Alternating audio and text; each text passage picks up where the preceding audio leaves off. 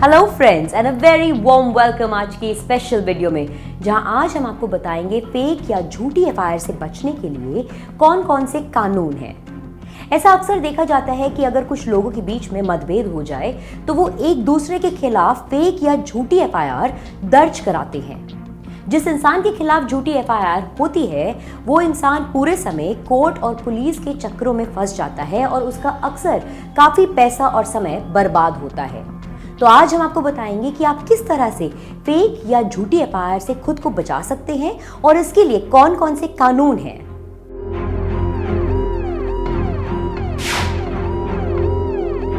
सबसे पहले जानते हैं कि एफआईआर होती क्या है।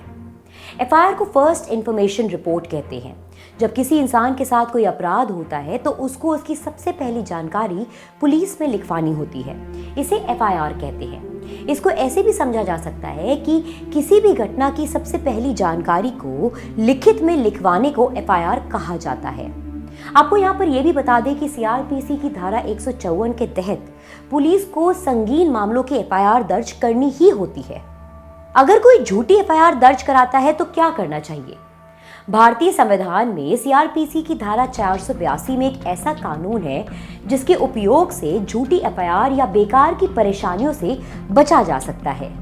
सीआरपीसी की धारा 482 है क्या? सीआरपीसी की धारा 482 के तहत अगर किसी इंसान के खिलाफ झूठी एफआईआर दर्ज कराई जाती है तो वो उसको चैलेंज करते हुए हाईकोर्ट में एप्लीकेशन और निष्पक्ष न्याय की मांग कर सकता है। व्यक्ति इन आधार पर सीआरपीसी की धारा 482 के तहत आवेदन दर्ज करके झूठी एफआईआर को रद्द करने के लिए हाईकोर्ट से संपर्क कर सकता है। पहला, जिस आरोपी के खिलाफ एफआईआर दर्ज करी गई हो वो अपराध कभी हुआ ही ना हो। दूसरा, एफआईआर में आरोपी के खिलाफ अपराध साबित करने के लिए उचित आधार के बिना केवल निराधार आरोप हो। अपराध यानी ऑफेंस दो प्रकार के होते हैं, cognizable offence and non cognizable offence. Cognizable offence या गंभीर अपराध जैसे कि गोली चलाना, डकैती, मर्डर करना इत्यादि, और नॉन कॉग्निजेबल ऑफेंस यानी बहुत ही मामूली अपराध जैसे कि मारपीट इत्यादि। संगीन अपराधों में एफआईआर दर्ज करी जाती है और इस तरह के अपराधों में पुलिस बिना किसी वारंट के भी गिरफ्तार कर सकती है, जबकि मामूली अपराधों में नॉन कॉग्निजेबल रिपोर्ट दर्ज की जाती है। इस तरह के अपराधों में पुलिस बिना किसी वारंट के गिरफ्तार नहीं कर सकती है। जब कोई आपके खिलाफ झूठी एफआईआर दर्ज करवा देता है तो आपको सबसे पहले बेल लेनी चाहिए। ऐसे में एंटिसिपेटरी बेल ली जा सकती है जिससे कि आप बच सकते हैं, या फिर रेगुलर बेल भी ली जा सकती है जो कि गिरफ्तारी के बाद ली जाती है। बेल लेने के बाद सबसे पहले वकील की सहायता लेनी होती है और उसकी सहायता से हाईकोर्ट में सीआरपीसी की धारा 482 के तहत एप्लीकेशन लगानी होती है। अगर किसी व्यक्ति के खिलाफ झूठी एफआईआर कराई गई है तो उस व्यक्ति के पास अपनी बेगुनाही के कुछ सबूत तो होंगे ही। इन सबूतों को एप्लीकेशन के साथ हाईकोर्ट में दिया जाता है। सबूतों के लिए ऑडियो, वीडियो, पिक्चर्स या फिर लेटर्स इत्यादि लगाए जा सकते हैं। इसके साथ ही अगर उस व्यक्ति के पास अपने पक्ष में कोई गवाह भी है तो उसका भी जिक्र करना अपनी एप्लीकेशन में ना भूलें।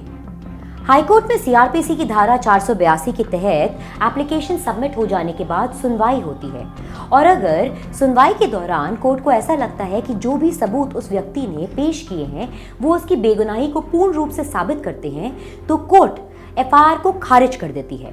लेकिन अगर वो व्यक्ति सुनवाई के दौरान अपनी बेगुनाही को पूर्ण रूप से साबित नहीं कर पाता है तो कोर्ट उसकी एप्लीकेशन को खारिज कर देती है।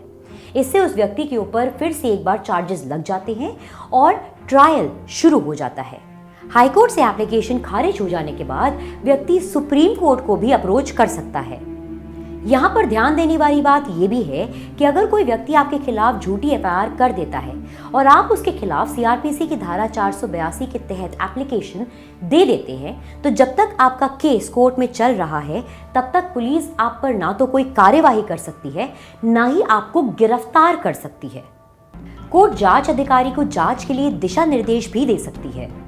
हाईकोर्ट में एक बार आपकी बेगुनाही साबित हो जाए तो आप उस व्यक्ति के खिलाफ जिसने आपके खिलाफ फेक एफआईआर की थी, आप उस पर मानहानि का केस भी दर्ज कर सकते हैं, जिसमें सीआरपीसी की धारा 250 के तहत आप उससे मुआवजा ले सकते हैं या फिर आप उसको सजा भी दिलवा सकते हैं, या आईपीसी की धारा 211 के तहत आप उसको सजा भी दिलवा सकते हैं जिसमें उसको 2 साल की जेल या जुर्माना या दोनों हो सकता है। साथ ही आईपीसी की धारा 182 के तहत जिस पुलिस अधिकारी ने फेक एफआईआर दर्ज करी हो उसके खिलाफ भी कार्यवाही की जा सकती है। ऐसे में 6 साल की सजा या 1,000 रुपए का जुर्माना या दोनों का प्रावधान है। संविधान के अनुच्छेद 226 के तहत हाईकोर्ट में झूठी एफआईआर के खिलाफ भी एप्लीकेशन लगाई जा सकती है। यदि एक व्यक्ति के खिलाफ किसी व्यक्ति द्वारा झूठी एफआईआर दर्ज की गई हो तो ऐसे में वे संविधान के अनुच्छेद 226 के तहत रिट याचिका दायर करके झूठी एफआईआर को रद्द करने के लिए हाईकोर्ट से संपर्क कर सकता है। अगर हाईकोर्ट को सबूतों को देखकर लगता है कि जिस व्यक्ति के खिलाफ एफआईआर दर्ज करी गई है वो निर्दोष है तो वो झूठी एफआईआर को रद्द कर सकता है। तो दोस्तों, अब तो आपको पता चल ही गया होगा कि अगर आपके खिलाफ कोई झूठी एफआईआर दर्ज कर देता है तो कानून में क्या क्या प्रावधान है और आप इससे कैसे बच सकते हैं। अगर आपको ये वीडियो अच्छा लगा हो तो इसे लाइक करना ना भूलें और शेयर करें। ऐसी और वीडियोस देखने के लिए विजिट करें jagranjosh.com। Well, till the next time, it's a goodbye.